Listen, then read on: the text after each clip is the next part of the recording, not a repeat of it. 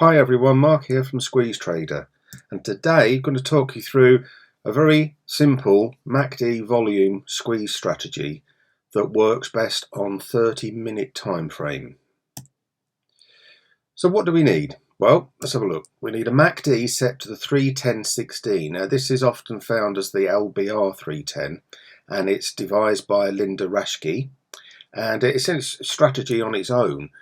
Which is a lot of videos out there that you could probably check out, but we're going to use that in conjunction with the volume indicator as well.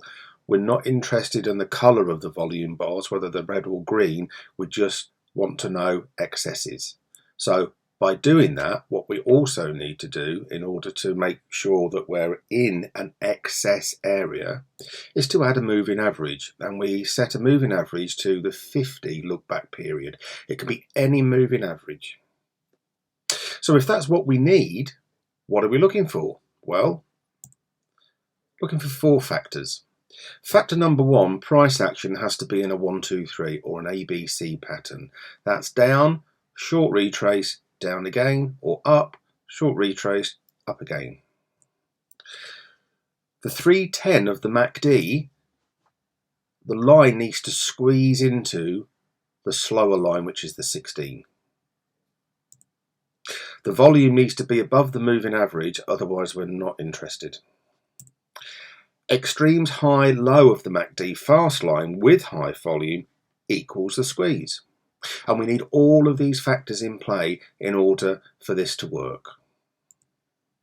So this was an example of a gold trade that was taken last month, 28th of September, and it was 2 o'clock. And here we have all the factors in play.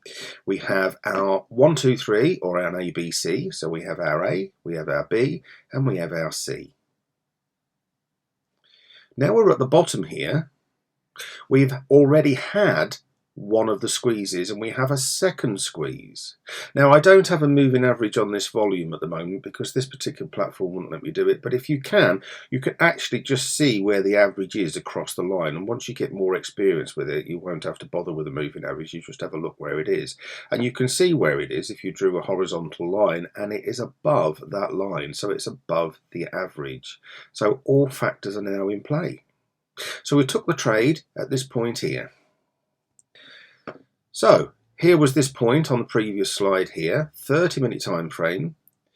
We've got our squeeze, we've got our retrace, and now we're squeezing back up with high volume. As you can see here, we had a huge green candle straight after the entry, and then we had a very large red candle straight after that.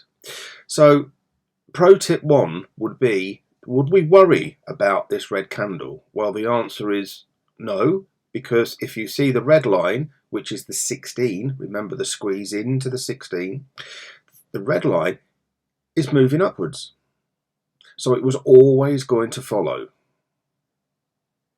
Pro tip number 2, if you're 1, 2, 3, if your 2, 3 or your BC leg is shorter than the first leg, then you're going to get more of an upside or more of a downside.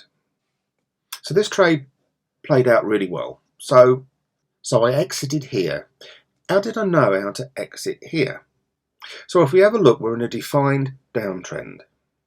So therefore we have a swing low, a minor swing high, and a swing low. And the target will be at the most recent swing high, whether it be minor or a major swing high. Your stop loss, you use your average true range, or what I tend to do is set my stop loss at the bottom of my entry plus 20 pips further, just for safety. Here we have a live chart of gold, 30 minutes. If we break this down into a 15 or a 5-minute bar, you would see a 1, 2, 3. So it doesn't have to be defined on the time frame you're using. Go down to the lower time frame and you would have seen that pattern. Please check us out at Twitter, Facebook, and of course the YouTube channel, where you will find another free squeeze strategy. That's the MACD DMI strategy. Thank you for watching. Good luck trading.